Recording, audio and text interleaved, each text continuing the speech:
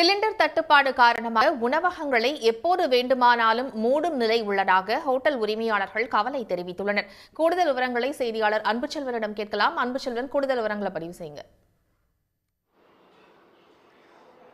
வணிக பயன்பாட்டிற்கான சிலிண்டர் தட்டுப்பாட்டின் காரணமாக சென்னையிலேயே பல ஹோட்டல்கள் நடத்த முடியுமா என்ற கேள்வி எழுப்பப்பட்டு கொண்டிருக்கிறது.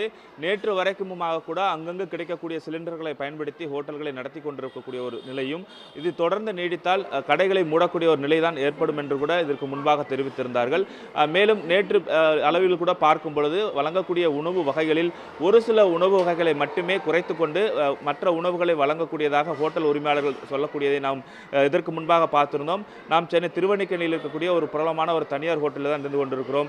இந்த ஹோட்டலை பொறுத்தவரை வழக்கமாக வாடிக்கையாளர்கள் தினந்தோறும் வரக்கூடிய வகையில் காலை சிற்றுண்டி உணவுகளும் அதே போன்று மதியம் உணவு, இரவு சிற்றுண்டி உணவுகளும் இருந்து கொண்டிருக்கும். ஆனால் தற்போது சிலிண்டர் தட்டுப்பாட்டின் காரணமாக எப்போது வேண்டுமானால் கடையை மூடக்கூடிய ஒரு சூழ்நிலை ஏற்பட்டிருப்பதாகவும் மதிய உணவை தற்போது நிறுத்தி வைத்திருப்பதாகவும் கூட தெரிவிக்கிறார்கள். அது குறித்து கேட்கலாம், என்ன நிலைமைனா இருக்குது இப்போ கடை நடத்துறதுல?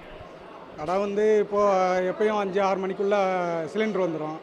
இப்போ சிலிண்டர் தட்டுப்பாடுனால லேட்டாக வருது, 7 மணி 8 மணி கூட ஆகுது. அதனால் நாங்கள் லேட்டாக திறக்க வேண்டிய மாதிரி சூழ்நிலை இருக்குது. எல்லா ஐட்டமும் கரெக்டாக பெர்ஃபெக்டாக செய்ய முடியல, நம்பி செய்ய முடியல.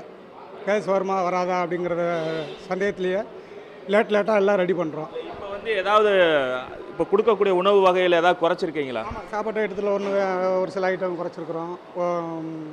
டிஃபன் ஐட்டத்தில் எல்லாம் செய்யலாமா, ஒரு சில ஐட்டத்தில் குறைச்சி செய்கிறோம்.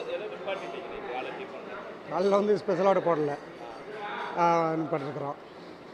அப்புறம் ஈவினிங் லஞ்சுக்கு மோர் குழம்பு எப்பயும் கொடுப்போம், அது பண்ணிருக்கிறோம். இல்லை, மதிய சாப்பாடுவே நிறுத்திட்டதாக சொன்னாங்க. மதிய சாப்பாடு மதிய சாப்பாடு எந்த அளவுக்கு கேஸ் வருமோ இருக்கோ அந்த அளவுக்கு செய்வோம். அதுக்கப்புறம் இல்லை, அந்த மாதிரி ஒரு சூழ்நிலை இருக்குது. இப்படி இருக்கும்போது நாளைக்கான இருப்பு எதாவது இருக்கா? சிலிண்டர் இருக்கா? நாளைக்கு கடை நடத்துறது?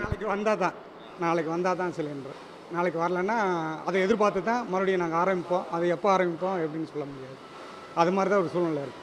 இப்போ வரக்கூடிய கஸ்டமர் என்ன சொல்கிறாங்க? அதான் இப்போ வரைக்கும் போய்க்கிறதுக்கு, இனிமேல் நாளைக்கு இல்லை இன்னொரு எப்படி போய்க்கிறதோ சூழ்நிலைக்கு தகுந்த மாதிரி அப்படியே மாறும். வழக்கமாக வரக்கூடிய வாடிக்கையாளர்களுக்கு கேட்கக்கூடிய உணவு வகைகள் இல்லாதது ஒரு ஏமாற்றம் அளிக்கக்கூடியதாக இருக்கிறது. மேலும் தற்போது இருக்கக்கூடிய இருப்பு வைத்து தான் நாங்கள் கடையை நடத்தி கொண்டிருக்கிறோம். நாளை என்ன நிலைமை என்பது சிலிண்டர் கிடைத்தால் மட்டுமே சொல்ல முடியும் என்று கூறுகிறார்கள். இதே போன்று திருவல்லிக்கணியில் பல்வேறு கடைகளில் விசாரிக்கும் போது, குறிப்பாக ஹோட்டல் கடைகளை பொறுத்தவரை எலக்ட்ரிக் அடுப்புகளை பயன்படுத்துவதற்கான அடுத்த கட்ட முயற்சியை நாங்கள் மேற்கொண்டிருக்கிறோம். தெரிந்தவர்களிடம் தற்போது வரைக்கும் சிலிண்டர்களை வாங்கி கடையை நடத்தி கொண்டிருப்பதாகவும், நாளை எப்படியான நிலைமை இருக்கிறது என்பது சொல்ல முடியாத ஒரு சூழல் தான் ஏற்பட்டிருப்பதாக கூறுகிறார்கள்.